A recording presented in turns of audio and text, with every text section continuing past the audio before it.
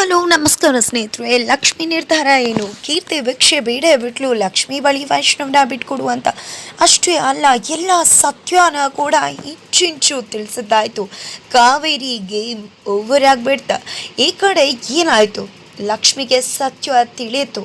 ಆ ನಂತರ ಲಕ್ಷ್ಮಿ ತಗೊಂಡ ನಿರ್ಧಾರ ಏನು, ಎಲ್ಲವನ್ನ ಕೂಡ ತಿಳ್ಕೊಬೇಕು ಅಂದರೆ ಈಗಲೇ ನಮ್ಮ ಈ ಚಾನಲ್ನ ಸಬ್ಸ್ಕ್ರೈಬ್ ಮಾಡಿ, ಹಾಗೆ ಒಂದು ವಿಡಿಯೋವನ್ನು ಪೂರ್ತಿಯಾಗಿ ನೋಡಿ.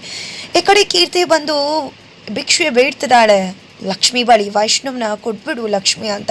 ಏನು ಮಾತಾಡ್ತಿದ್ರ? ದೇವಸ್ಥಾನಕ್ಕೆ ಬಂದು ಈ ರೀತಿ ಕೇಳ್ತಿದ್ರಲ್ಲ, ನಿಮ್ಗೇನೋ ಕೂಡ ಅನಿಸೋದಿಲ್ವಾ? ಇವಾಗ ಬಂದು ಕೇಳಿದ್ರೆ ಏನು ಪ್ರಯೋಜನ? ನಿಮಗೆ ಸಾಕಷ್ಟು ಅವಕಾಶ ಆಯಿತು. ಅವಾಗೆಲ್ಲ ನೀವು ವೈಷ್ಣವ ಬಿಟ್ಕೊಟ್ಟು ಪ್ರೀತಿನ ಒದ್ದು ಹೋಗಿ ಇವತ್ತು ಒದ್ದಿರೋ ಪ್ರೀತಿ ಬೇಕು ಅಂತ ಕೇಳಿದ ಮಾತ್ರಕ್ಕೆ ನನ್ನ ಗಂಡನ ನಾನು ಬಿಟ್ಕೊಡೋಕ್ಕಾಗತ್ತಾ? ಕರಿಮಣಿ ಕಟ್ಟಿಸ್ಕೊಂಡಿದ್ದೇನೆ ನನ್ನ ಗಂಡನಿಂದ ಶಾಸ್ತ್ರೋಕ್ತವಾಗಿ. ನಾನು ಅವ್ರ ಹೆಂಡತಿ ಆಗಿದ್ದು ಯಾರು ತನ್ನ ಗಂಡನ ಬಿಟ್ಕೊಡೋ ಮಾತೇ ಇಲ್ಲ. ನಾನು ಕೂಡ ಸಾಮಾನ್ಯ ಕರಿಮಣಿ ಹಾಕಿರೋ ಹೆಣ್ಮಗಳೇನೆ. ನಾನೇನು ಕಾರಣ ಅಲ್ಲ ನಿಮಗೆ ಬಿಟ್ಕೊಡೋದಕ್ಕೆ, ಯಾವುದೇ ಕಾರಣಕ್ಕೂ ಸಾಧ್ಯ ಇಲ್ಲ ಅಂತ ಹೇಳ್ತಿದ್ದಾಳೆ. ಪ್ಲೀಸ್ ಲಕ್ಷ್ಮಿ, ನನಗೆ ವೈಷ್ಣವನ ಬಿಟ್ಟು ಬದುಕೋಕ್ಕಾಗೋದಿಲ್ಲ. ನನಗೆ ಮುತ್ತೈದೆ ಭಿಕ್ಷೆ ಕೊಟ್ಬಿಡು. ವೈಷ್ಣವ್ ಇಲ್ಲದೆ ಇರೋ ಬದುಕನ್ನು ಕಲ್ಪನೆ ಮಾಡ್ಕೊಳ್ಳೋಕ್ಕೂ ಆಗಲ್ಲ ಅಂತ ಕೀರ್ತಿ ಕೇಳ್ತಿದ್ದು ಕೂಡ ಇಲ್ಲಿ ಲಕ್ಷ್ಮಿ ಕೆನ್ನೆಗೆ ಬಾರಿಸ್ತಾಳೆ ಹೊರತು ಯಾವುದೇ ಕಾರಣಕ್ಕೂ ಕೂಡ ವೈಷ್ಣವ್ನ ಬಿಟ್ಕೊಡೋ ಮಾತೇ ಇಲ್ಲ. ಪ್ರೀತಿನ ಒದ್ದು ಹೋಗಿ ನನ್ನ ವೈಷ್ಣವ್ನ ಬದುಕಲ್ಲಿ ಬರೆದು ಮಾಡಿ ಹೋಗಿರೋ ನಿಮಗೆ ಕರುಣೆ ತೋರಿಸ್ತೀನಿ ಅಂತ ಅನ್ಕೋತೀರ? ಖಂಡಿತವಾಗ್ಲೂ ಸಾಧ್ಯ ಇಲ್ಲ. ತ್ಯಾಗದ ಹೆಸರಲ್ಲಿ ಪ್ರೀತಿನ ಓದೋದವ್ರು ನೀವು. ಅಂಥದ್ರಲ್ಲಿ ನಿಮಗೆ ನಾನು ಪ್ರೀತಿನ ಬಿಟ್ಕೊಡೋ ಮಾತೇ ಇಲ್ಲ ಅಂತ ಹೇಳ್ಬಿಡ್ತಾಳೆ ಲಕ್ಷ್ಮಿ. ಹೇಳಿದ್ದೆ ಅಲ್ಲಿಂದ ಹೋಗ್ತಾ ಇರ್ತಾಳೆ. ಜೊತೆಗೆ ಏನು ಮಾತಾಡ್ದೆ ಲಕ್ಷ್ಮಿ ನೀನು? ಪ್ರೀತಿನ ಒತ್ತೋದ ನಾನು. ಎಲ್ಲರೂ ಪ್ರೀತಿನ ಒತ್ತೋದೆ ಅಂತ ಹೇಳ್ತಿದ್ದಾರೆ, ಆದರೆ ಪ್ರೀತಿನ ಒತ್ತು ಹೋಗಲಿಲ್ಲ ನಾನು. ನನ್ನ ಪ್ರೀತಿ ಜೀವನ, ವೈಷ್ಣವ್ ಜೀವನ ಉಳಿಸೋಕ್ಕೋಸ್ಕರ ತ್ಯಾಗ ಮಾಡಿದ್ದು ನಾನು. ನನ್ನ ಪ್ರೀತಿನ ಒತ್ತು ಹೋಗಲಿಲ್ಲ ಅಂತ ಹೇಳಿದ ತಕ್ಷಣ ಹೋಗ್ತಿರೋ ಲಕ್ಷ್ಮಿ ಹಾಗೆ ನಿಂತ್ಕೋತಾಳೆ. ಕೀರ್ತಿ ಹತ್ರ ಬರ್ತಾಳೆ. ಏನು ಹೇಳಿದ್ರಿ ನೀವು ಅಂತ ಕೇಳ್ತಿದ್ದಾಳೆ. ಹೌದು, ನೀನು ನನ್ನ ಪ್ರೀತಿನ ಒದ್ದೋದೆ ಅಂತ ಹೇಳ್ತಿದ್ಯಾ. ನನ್ನ ಪ್ರೀತಿನ ಒದ್ದು ಹೋಗಲಿಲ್ಲ. ನನ್ನ ವೈಷ್ಣವ್ ಜೀವಕ್ಕೆ ಅಪಾಯ ಇತ್ತು, ಅದಕ್ಕೋಸ್ಕರನೇ. ನನ್ನ ವೈಷ್ಣವ್ ಜೀವ ಉಳಿಬೇಕು ಅಂದಿದ್ರೆ ನೀನು ಮದುವೆ ಆಗಬೇಕಿತ್ತು. ಅದಕ್ಕೋಸ್ಕರನೇ ನನ್ನ ವೈಷ್ಣವ್ನ ನಿನ್ನ ಜೊತೆ ಮದುವೆ ಮಾಡಿಸಿದ್ದು. ನನ್ನ ವೈಷ್ಣವ್ ಜೀವನ ಕಾಪಾಡೋದಕ್ಕೋಸ್ಕರ ನಾನು ನನ್ನ ಪ್ರೀತಿನ ತ್ಯಾಗ ಮಾಡಿದೆ. ನಿನಗೆ ಅವನನ್ನು ಬಿಟ್ಕೊಟ್ಟೆ. ಅದಕ್ಕೆ ಬಿಟ್ಕೊಟ್ಟಿರೋ ನಾನು ಇವತ್ತು ನನ್ನ ಪ್ರೀತಿನ ವಾಪಸ್ ಕೇಳ್ತಿದ್ದೇನೆ ಅಷ್ಟೇ. ಅಂದ ತಕ್ಷಣ ಲಕ್ಷ್ಮಿ ಕುಸ್ತೋಗ್ತಾಳೆ. ನೀವು ಸುಳ್ಳು ಹೇಳ್ತಿದ್ರ ಅಲ್ವಾ? ತ್ಯಾಗದ ಹೆಸರಲ್ಲಿ ನೀವು ಸುಮ್ಮನೆ ನಾಟಕ ಮಾಡ್ತಿದ್ರ ಅಲ್ವಾ? ಸುಳ್ಳು ಹೇಳ್ತಿದ್ರ ತಾನೇ ಅಂತ ಕೇಳ್ತಿದ್ದಾಳೆ. ಈ ಕಡೆ ಲಕ್ಷ್ಮಿ, ಇಲ್ಲ ಲಕ್ಷ್ಮಿ, ನಾನು ಹೇಳ್ತಿರೋದು ನಿಜನೇ. ನನಗೆ ಅರ್ಥ ಆಗುತ್ತೆ ನಿನ್ನ ಮನಸ್ಸಿಗೆ ಎಂಥ ಆಘಾತ ಆಗಿದೆ ಅಂತ. ಪ್ಲೀಸ್ ದಯವಿಟ್ಟು ಅರ್ಥ ಮಾಡ್ಕೊ. ಇದು ಜಸ್ಟ್ 6 ತಿಂಗಳು ಒಪ್ಪಂದಕ್ಕೋಸ್ಕರ ಆಗಿರೋ ಮದುವೆ. ನನ್ನ ವೈಷ್ಣವ್ ಜೀವ ಹೋಗ್ಬಿಡ್ತಿತ್ತು. ಅವ್ನ ಜಾತಕದ ಜೊತೆ ಯೋಗ ಇರೋದ್ರ ಜೊತೆ ಮದುವೆ ಮಾಡಬೇಕಿತ್ತು. ಅದಕ್ಕೋಸ್ಕರ ಅಷ್ಟೇ ಈ ಮದುವೆನ ನಿನ್ನ ಜೊತೆ ಮಾಡಿಸಿದ್ದು. ನನ್ನ ವೈಷ್ಣವ್ನ ಯಾವತ್ತೂ ಕೂಡ ತ್ಯಾಗ ಮಾಡಬೇಕು ಅಂದ್ಕೊಂಡವಳಲ್ಲ. ನನ್ನ ವೈಷ್ಣವ್ನ ನನ್ನ ಪ್ರಾಣಕ್ಕಿಂತ ಹೆಚ್ಚಾಗಿ ಪ್ರೀತಿ ಮಾಡಿದವಳು ಅಂತ ವೈಷ್ಣವ್ ನಾನು ಬಿಟ್ಕೊಡ್ತಿದ್ನ. ಈ 1 ವರ್ಷ ಜಾತಕದ ಪಕ್ಷಿ ಥರ ಕಾದಿದ್ದೀನಿ. ಯಾವತ್ತೂ ಕೂಡ ನಾನು ಒಂದು ಸುಳ್ಳು ಹೇಳ್ದವಳಲ್ಲ. ಆದರೆ ಇದು ಒಂದು ಸುಳ್ಳು ಹೇಳ್ದೆ ನಾನು. ಈ ಒಂದು ಸುಳ್ಳು ಹೇಳಿ ಈ 1 ವರ್ಷ ನಾನು ಅನುಭವಿಸಿರೋ ನೋವು ನನಗೆ ಗೊತ್ತು ಅಂತ ಹೇಳ್ತಿದ್ರೆ ಈ ಕಡೆ ಲಕ್ಷ್ಮಿ ಅದನ್ನು ಒಪ್ಪೋಕೆ ರೆಡಿ ಇಲ್ಲ. ಕಣ್ಣೀರು ಹಾಕ್ತಿದ್ದಾಳೆ. ಸುಳ್ಳಲ್ವಾ ನೀವು ಹೇಳ್ತಿರೋದು? ಸುಳ್ಳಲ್ವಾ?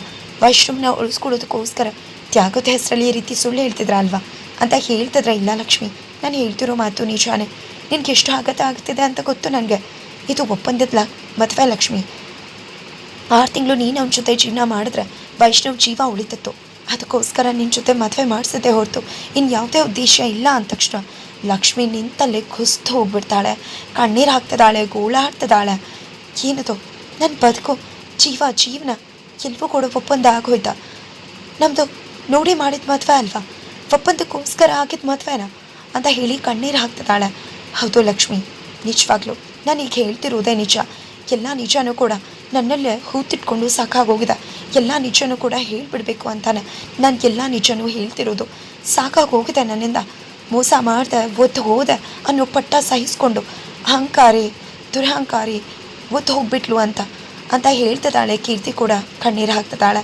ಆ ಕಡೆ ಕಾವೇರಿಯವರು ಇಲ್ಲ, ಅದಾಗಲೇ ಕೂಡ್ದು ಯಾವುದೇ ಕಾರಣಕ್ಕೂ ಕೀರ್ತಿ ಸತ್ಯ ಹೇಳ್ಕೊಡ್ದು. ನಾನು ಹೋಗಿ ತಡೀತೀನಿ ಅಂತ ಹೋಗೋಕೆ ಹೋದರೆ ಎಲ್ಲಿ ಹೋಗೋಕೆ ಬಿಡ್ತೀನಿ ನಿಮ್ಮನ್ನ? ಯಾವುದೇ ಕಾರಣಕ್ಕೂ ಕಾವೇರಿ ಇವತ್ತಿನಲ್ಲಿಂದ ಎಸ್ಕೇಪ್ ಆಗೋಕ್ಕೆ ಸಾಧ್ಯವೇ ಇಲ್ಲ ಅಂತ ಹೇಳಿ ಕಾರುಣ್ಯವರು ದರ ಅಂತ ಕಾವೇರಿಯವ್ರನ್ನ ಇಟ್ಕೊಂಡು ಎಳ್ಕೊಂಡು ಬಂದಿದ್ದ ರೂಮಲ್ಲಿ ಲಾಕ್ ಹಾಕಿ ಕೂಡ ಹಾಕ್ಬಿಡ್ತಾರೆ. ಇವತ್ತು ನೀನು ಏನೇ ಮಾಡ್ತು ಆಚೆ ಹೋಗೋಕ್ಕಾಗಲ್ಲ. ಇನ್ನು ಮುಂದೆ ನೀನು ಆಡೋ ಆಟಕ್ಕೆ ಎಲ್ಲದಕ್ಕೂ ಕೂಡ ಫುಲ್ ಸ್ಟಾಪ್ ಆಗಲೇಬೇಕು ಇವತ್ತು ಅಂತ. ನಂತರ ಇಷ್ಟು ದಿನ ನೀನು ಆಡ್ತಿದ್ದೆ ಅಲ್ವಾ ನನ್ನ ಮಗಳನ್ನ ಯೂಸ್ ಮಾಡಿಕೊಂಡು, ಇವತ್ತಿಗೆ ನಿನ್ನ ಗೇಮ್ ಓವರ್ ಕಾವೇರಿ ಅಂತ ಕಾರುಣ್ಯ ಹೇಳ್ತಾರೆ. ನಂತರ ಈ ಕಡೆ ಕಾವೇರಿಯವರು ಕೊಪ್ಪದ ಕೈಗೆ ಬುದ್ಧಿ ಕೊಟ್ಟು ಏನು ಮಾಡ್ತಿದ್ಯಾ, ಎಲ್ಲ ಕೂಡ ನಂಗೆ ಉಲ್ಟಾ ಹೊಡಿತದ, ಏನಾಗ್ತದ, ಬಾಗಿಲು ತೆಗಿ ಕಾರುಣ್ಯ ಅಂತ ಹೇಳಿ ಎಷ್ಟೇ ಚೀರಾಟ ಮಾಡಿದ್ರು ಕೂಡ ಕಾವೇರಿಯವರು ಡೋರ್ ಓಪನ್ ಮಾಡ್ತಿಲ್ಲ. ನಂತರ ಏನಾಗಿರ್ಬೋದು ಅಲ್ಲಿ ಅಂತ ಅಂದ್ಕೊಂಡು ಸುಪ್ರೀತಾ ಅವ್ರು ಕಾಲ್ ಮಾಡ್ತಾರೆ. ಪೂಜೆ ಎಲ್ಲ ಆಯ್ತಾ, ಮನೆಗೆ ಬಂದ್ರ ಅಂದಾಗ ಇಲ್ಲ ಆಗಿಲ್ಲ, ಲಕ್ಷ್ಮಿ ಆ ಕಡೆ ಇದ್ದಾಳೆ, ಅಮ್ಮಂಗೆ ಹುಷಾರು ತಪ್ಪಿತು, ಹಾಗಾಗಿ ನಾವು ಅವ್ರ ಜೊತೆ ಇದ್ದೀವಿ ಅಂತ ಹೇಳ್ತಾರೆ. ಏನದು ಇವತ್ತು ಕಾಲ್ ಮಾಡಿ ವಿಚಾರಿಸ್ತಿದ್ದೀರಾ, ಅಂಥದ್ದು ಏನಿದೆ ಅಂದಾಗ ಯಾವಾಗಲೂ ನನಗೆ ಸ್ಟ್ರೈಟಾಗಿ ಮಾತಾಡೋಕೆ ಬರಲ್ವಾ ಅಂದಾಗ ನೀವು ಯಾವುದನ್ನು ಕೂಡ ಸ್ಟ್ರೈಟಾಗಿ ಮಾಡೋದಿಲ್ವಲ್ಲ ಅದಕ್ಕೆ ಅಂತ ಸುಪ್ರೀತಾ ಅವ್ರು ಕೂಡ ಹೇಳ್ತಾರೆ. ನಂತರ ಕಾಲ್ ಕಟ್ ಮಾಡ್ತಾರೆ. ನಂತರ ಅಲ್ಲಿ ದೊಡ್ಡಪ್ಪಂಗೆ ಕಾಲ್ ಮಾಡ್ತಾರೆ. ಅಲ್ಲಿ ಲಕ್ಷ್ಮಿ ಹತ್ರ ನೀವಿದ್ದೀರಾ ಅಂದಾಗ ಇಲ್ಲ, ನಾನು ಈ ಕಡೆ ಇದ್ದೀನಿ, ನಿಮ್ಮ ಅಮ್ಮಂಗೆ ಹುಷಾರು ತಪ್ಪಿತು, ಹಾಗಾಗಿ ಆಫೀಸ್ ಹತ್ರ ರೆಸ್ಟ್ ಕೊಡಿಸೋಣ ಅಂತ ಬಂದ್ವಿ, ಲಕ್ಷ್ಮಿ ಆ ಕಡೆ ಭಾಗ್ಯನ ಕೊಡ್ತಾಯಿದ್ಲು ಅಂತ ಹೇಳ್ತಾರೆ. ಏನಾದರೂ ಹೇಳಬೇಕಿತ್ತ, ಏನಾದರೂ ಇತ್ತ ಅಂತ ಕೇಳಿದಾಗ ಹಾಗೇನಿಲ್ಲ ಅದ ಹೇಳಿ ಕಾಲ್ ಕಟ್ ಮಾಡ್ತಾರೆ. ಏನಾಯ್ತಪ್ಪ, ಏನು ಮಾಡಲಿ, ನಾನು ಮುಗ್ದು ಹೋಯ್ತಲ್ಲ ಎಲ್ಲವೂ ಕೂಡ ಅಂತ ಅಂದ್ಕೊಂಡು ಕಾವೇರಿಯವರು ಟೆನ್ಷನ್ ಮಾಡ್ಕೊತಿದ್ರೆ ಅಷ್ಟರಲ್ಲಿ ಕಾರುಣ್ಯ ಅವ್ರು ಕೂಡ ಬರ್ತಾರೆ. ಓಪನ್ ಮಾಡಿದ ತಕ್ಷಣ ಹೋಗೋಕೆ ನೋಡಿದ್ರೆ ನಾನು ಯಾಕೆ ಡೋರ್ ಓಪನ್ ಮಾಡಿದೆ ಅಂತ ಅಂದ್ಕೊಂಡ್ಯಾ, ಏನಾಗಬೇಕು ಅಲ್ಲಿ ಇಷ್ಟೊತ್ತಿಗೆ ಆಗಿರತ್ತೆ, ಎಲ್ಲ ಕೆಲಸ ಕೂಡ ಮುಗ್ದಿರತ್ತೆ, ಇಷ್ಟು ದಿನ ನೀನು ಆಟ ಆಡ್ತಿದ್ದ ಅಲ್ವಾ, ಇವತ್ತು ನಿನ್ನ ಆಟ ಎಲ್ಲದಕ್ಕೂ ಕೂಡ ಫುಲ್ ಸ್ಟಾಪ್ ಇದ್ದದ, ಹೋಗ್ಬೋದು ಈಗ ಅಂತ ಹೇಳಿ ಕಾರುಣ್ಯ ಡೋರ್ ಓಪನ್ ಮಾಡ್ತಾರೆ. ಕಾವೇರಿ ಕೂಡ ಅವಸರವಾಗಿ ಹೋಗ್ತಿದ್ದಾರೆ. ಆ ಕಡೆ ಲಕ್ಷ್ಮಿ ಈ ವಿಷಯ ವೈಷ್ಣವ್ಗೂ ಕೂಡ ಗೊತ್ತಿದೆಯಾ ಅಂತ ಕೇಳಿದಕ್ಕೆ ಇಲ್ಲ, ಈ ವೈಷ್ಣವ್ ಅವ್ರಿಗೆ ಗೊತ್ತಿಲ್ಲ ಅಂತ ಕೇಳ್ತಾಳೆ.